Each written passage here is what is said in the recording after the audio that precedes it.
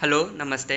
आज अगेन हम रेनेट के मेंबर्स आपके लिए एक नई वीडियो लेकर आए हैं जिसमें हम श्री अतुल जी वैद से मिल रहे हैं जो कि बालाघाट के एक सोशल वर्कर है एज वेल एज बिजनेसमैन है एंड प्रेस में अपना डेली कंट्रीब्यूशन देते हैं।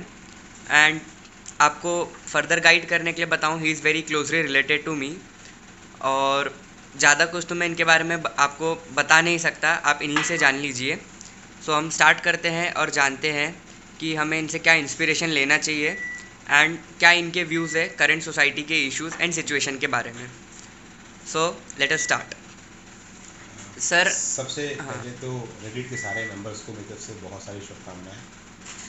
और जैसा कि आपने परिचय दिया कि मैं सामाजिक क्षेत्र में काम करता हूँ, व्यापारिक क्षेत्र में काम करता हूँ, साथ में मीडिया मेरा पैशन है, मुझे लिखने का शौक़ है। तो इस लॉकडाउन के टाइम में मैंने अपने इस पैशन को काफ़ी हद तक जिया है, काफ़ी हद तक पूरा किया है। सोसाइटी के अलग अलग वर्गों को काफ़ी करीब से देखने का मौका मिला, लोगों से इंटरेक्शन हुआ, उनकी तकलीफ़ें जानी। मुझे लगता है कि जो करंट सिचुएशन है, इस सिचुएशन में हमें एक बड़ा पॉजिटिव मैसेज मिला है। मैसेज ये है कि कैसे हम कम से कम संसाधनों के साथ बेहतर जीवन जी सकते हैं। लॉकडाउन के दौरान इनिशियली सब कुछ बंद था, मैक्सिमम टाइम लोग फैमिली के साथ स्पेंड कर रहे थे, लोग घरों पे थे, घर के कामों में कंट्रीब्यूशन कर रहे थे। ये सीमाएं ख़त्म हो गई थी मैक्सिमम घरों में कि ये काम मेल का है, ये काम फीमेल का है। जैसा कि सामान्य परिवारों में होता है कि बाहर के काम मेल देखेंगे, घर के काम फीमेल देखेंगी। इस पूरे टेनिवर में सबसे अच्छी बात ये रही कि लोगों ने मिलजुल के सारे कामों को साथ निभाया, लोगों के बीच प्रेम बढ़ा, परिवारों में कुछ दूरियां थी तो वो भी काफ़ी हद तक इस सिचुएशन में कम हुई, लोग क्लोज आए, लोगों का इंटरेक्शन बढ़ा, एक दूसरे को जानने समझने का जो अवसर हमने अपनी व्यस्तताओं के बीच खो दिया था वो वापस हम सबको मिला। दूसरा, अभाव में जीने की बात जो मैंने कही वो एक्चुअली अभाव नहीं है, एक बहुत ही बुनियादी फ़र्क है, थिन लाइन है हमारी आवश्यकताओं और इच्छाओं के बीच। आवश्यकताएं जो हैं उनको पूरा किया जा सकता है, जो कि कोविड सिचुएशन में लोगों ने पूरी की, और इच्छाएं असीमित है। मुझे लगता है कि हम अपने जीवन का लंबा समय इच्छाओं को पूरा करने के लिए भागते हैं, जबकि हमारी आवश्यकताएं उतनी है ही नहीं। तो अगर हम थोड़ा थोड़ा अपनी इच्छाओं को कर्टल करें और अपनी आवश्यकताओं की पूर्ति तक ही खुद को सीमित रखें तो हम अपनी लाइफ को और हेल्दी बना सकते हैं और कंफर्टेबल बना सकते हैं और जॉयफुल बना सकते हैं, एक एक मोमेंट को चीयर अप कर सकते हैं। इस दौरान एक चीज़ बहुत ही अच्छी मैंने देखी कि सोसाइटी के हर वर्ग के हर एक आदमी के मन में दूसरे की सर्व करने की भावना थी।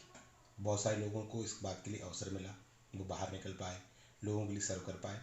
बहुत सारे लोगों को अवसर नहीं भी मिला, पर हर एक के मन में ये भाव देखने मिला कि हम कुछ अच्छा करें या हम जितनी मदद सोसाइटी को कर सकते हैं हम करें। और निश्चित तौर पर सिचुएशन में लोगों ने अपने आसपास के लोगों को संभाला। एक ऐसी परिस्थिति, एक ऐसी आपदा जिसमें सारा कुछ बंद था, लोगों के कारोबार बंद थे, लोगों की नौकरियां बंद थी, लोगों की ट्रांसपोर्टेशन बंद था। इस दौर में जिस तरीके से लोगों ने हाथ बढ़ाकर एक दूसरे की मदद की, एक दूसरे का हाथ थामा, ये एक मैसेज है कि भारत जैसे डेवलपिंग कंट्री में अगर लोग सपोर्टिव हो जाएं, जॉय ऑफ गिविंग जैसी चीज़ को अपने मन में धारण कर लें, तो निश्चित तौर पर हमको डेवलपिंग से डेवलप्ड कंट्री बनने से कोई रोक नहीं सकता है। सोशल कॉज के लिए काम करने की सोच सबकी होती है, पर मैंने देखा है कि बहुत सारे लोग इस अवसर से चूक जाते हैं। उन्हें पता ही नहीं होता है कि वो कैसे माध्यम बन सकते हैं, कैसे हाथ बटा सकते हैं। और ये या कई बार हेजिटेशन भी होता है कि यार हम बाहर निकलेंगे तो लोग क्या बोलेंगे कि हम क्यों नेतागिरी कर रहे हैं, हम क्यों इस काम में लगे हैं। तो मुझे लगता है कि लोगों को हेजिटेशन तोड़ना चाहिए। छोटे छोटे अवसर जीवन में जब आएँ, जिनके साथ हम रहते हैं, जो हमारे साथ काम करते हैं, उनकी मदद के मौके आएँ तो हमें दिल और हाथ दोनों खुल के काम करना चाहिए, अगर उसने सक्षम बनाया है। तो जैसे कि आप प्रेस में जुड़े हैं तो आपका डेली बाहर की सोसाइटी में लोगों से कांटेक्ट होता है, तो उसमें आपकी लाइफ को भी बहुत रिस्क है कि आप कोरोना वायरस या कोविड-19 के कांटेक्ट में आ जाए।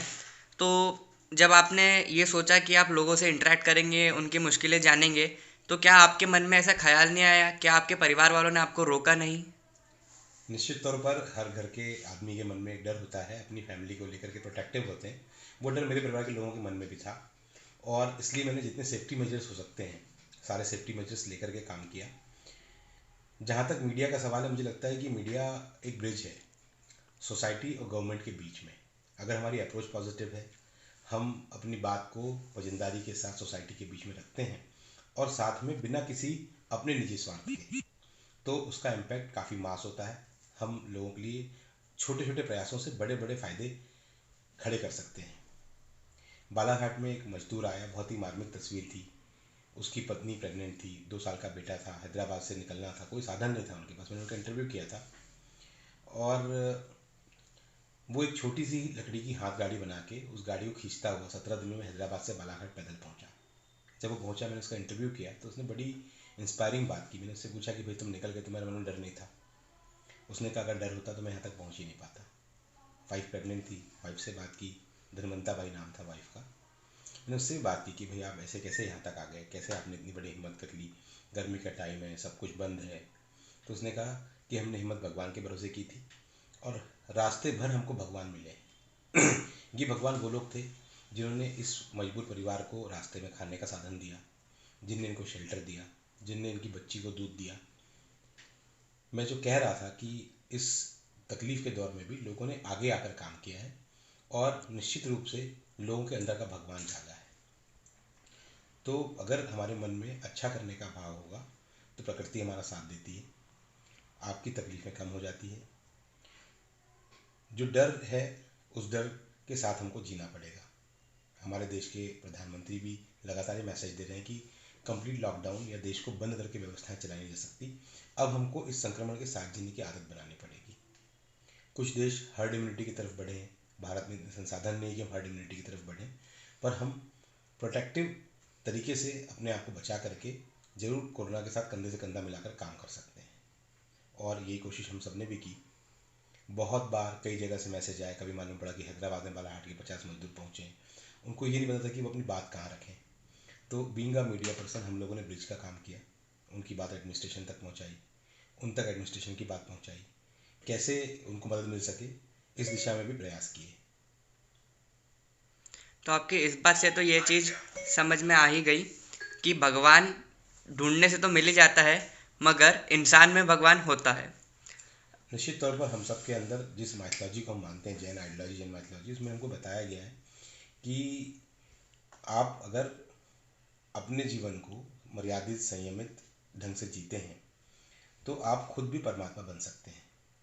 आत्मा से परमात्मा का मिलन या आत्मा का ही परमात्मा बन जाना, नर नारायण, ये हर संस्कृति में, चाहे जैन आइडियोलॉजी हो, बौद्ध आइडियोलॉजी हो, हिंदू आइडियोलॉजी हो, सब में ये बात मानी गई है, बताई गई है। और हम सबको इस समय अपनी पॉजिटिव एनर्जी को जागृत करना चाहिए, अपने समय का सदुपयोग करना चाहिए। जो खाली टाइम है उस टाइम पे हम क्या बेस्ट दे सकते हैं सोसाइटी को, अपनी फैमिली को, खुद को मेंटली मॉरली ग्रो करने की उस दिशा में सोचना चाहिए।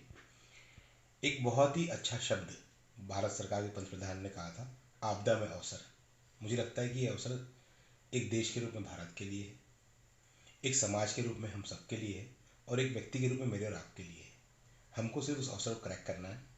जैसे अभी आप युवाओं ने कोशिश की कि यूट्यूब में आपने मैसेज लोगों को रिकॉर्ड करना शुरू किया, लोगों तक बातें रखनी शुरू की, तो निश्चित तौर पर आपने भी आपदा पे एक अवसर ढूंढा है। ये एक अवसर है कि आप अपनी बात मैक्सिमम लोगों तक पहुंचा पाएंगे, अपने थॉट पहुंचा पाएंगे, लोगों को प्रेरित कर पाएंगे। तो हम सबको इस तरफ सोचना चाहिए कि कैसे हम इस आपदा को अवसर में बदलें, कैसे आत्मनिर्भर बने और कैसे इस परिस्थिति के साथ खुद को ढालते हुए आगे बढ़े। मीडिया के साथ साथ आपका सोशल वर्क और बिजनेस सेक्टर में बहुत कंट्रीब्यूशन रहता है, तो थोड़ी बात हम बिजनेस के बारे में भी कर लेते हैं। तो जैसे कि कोविड-19 के समय बहुत से लेबर, बहुत से एम्प्लॉयज़ बेरोज़गार हुए होंगे और उनके घरों में भी कई तकलीफ़ होगी, जैसे खाने की तकलीफ़ या जो भी हो सकती है। तो उसे इकोनॉमिकली या नॉन इकोनॉमिकली आपने कैसे हैंडल किया? निश्चित तौर पर ये समय व्यापार के लिए कठिन समय है। व्यापारी के सामने दो फ्रंट पे चुनौती है। एक चुनौती है अपने कारोबार को बचाए रखने की और दूसरी चुनौती है उन लोगों को संभालने की जिनके जरिए ये कारोबार चलता है। ये वो लोग हैं जो श्रमिक हैं, या ये वो लोग हैं जो हमारे शब्दों में मैन पावर कहे जाते हैं। चूँकि व्यापार की अपनी सीमाएं हैं और एक सीमा से ज़्यादा अगर मदद करता है व्यापार, तो उसके सर्वाइवल का संकट भी पैदा हो सकता है। उसके बाद भी बहुत सारे व्यापारियों ने आगे आकर के बहुत सारी मदद की है। कुछ लोगों ने ज़रूर इसमें जो है अपने मज़दूरों को मझदार में छोड़ दिया, मज़दूरों में पैनिक सिचुएशन क्रिएट हुई और लोग घरों की तरफ लौटे।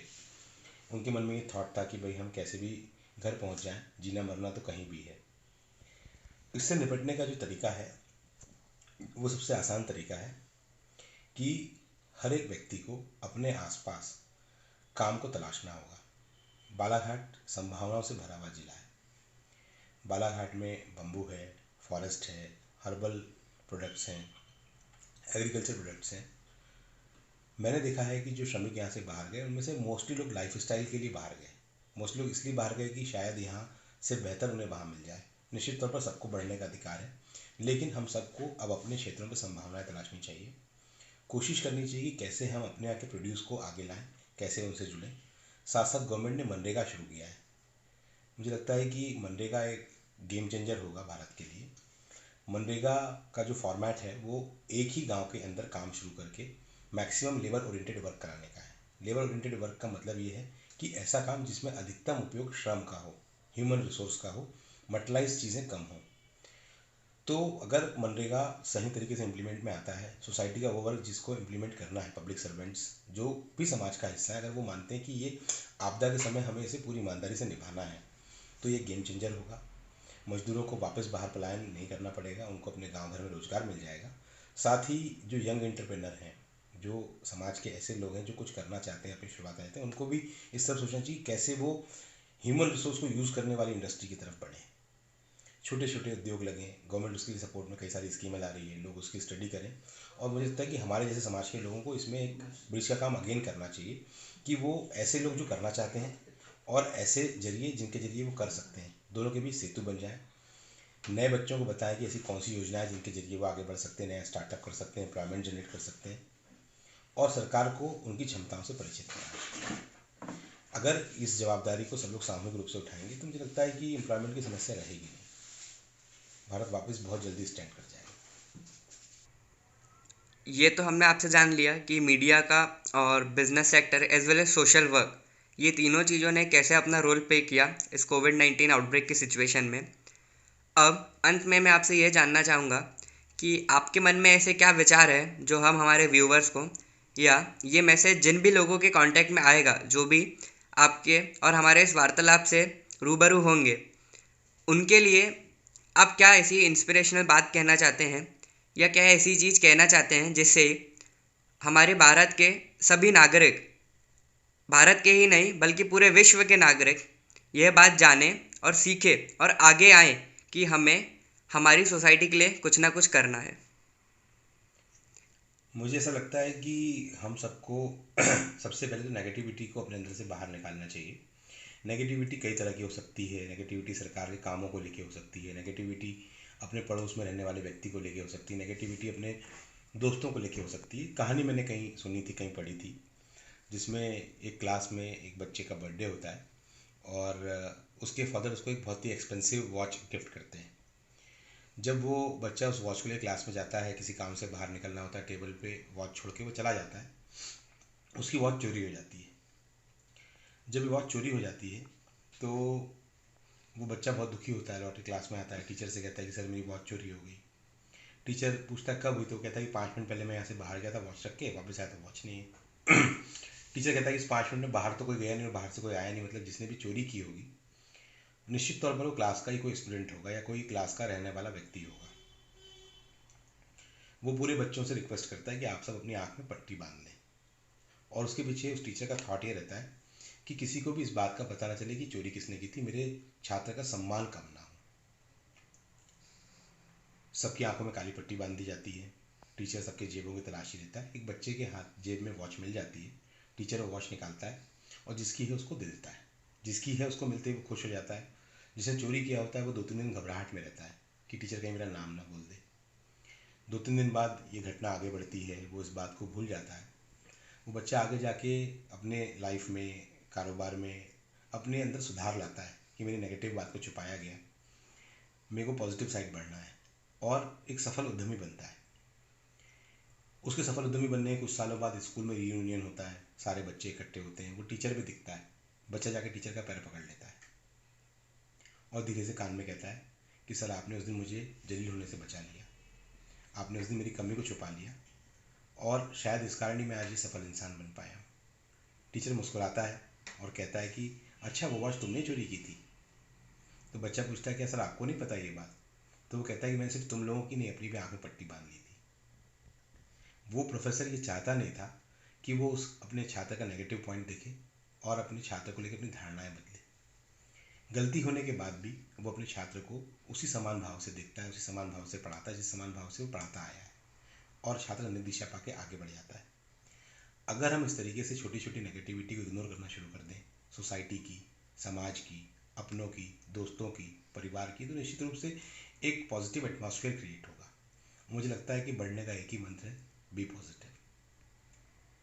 थैंक्स अ लॉट, बहुत अच्छा लगा आपसे बात करके, और आशा है कि आपका ये मैसेज सुन करके, देख करके हमारे व्यूअर्स और सभी लोग इंस्पायर हो और सोसाइटी के लिए कुछ ना कुछ ऐसा कंट्रीब्यूशन करे जो कि एक एग्जाम्पल सेट करे और सभी को मोटिवेट करे।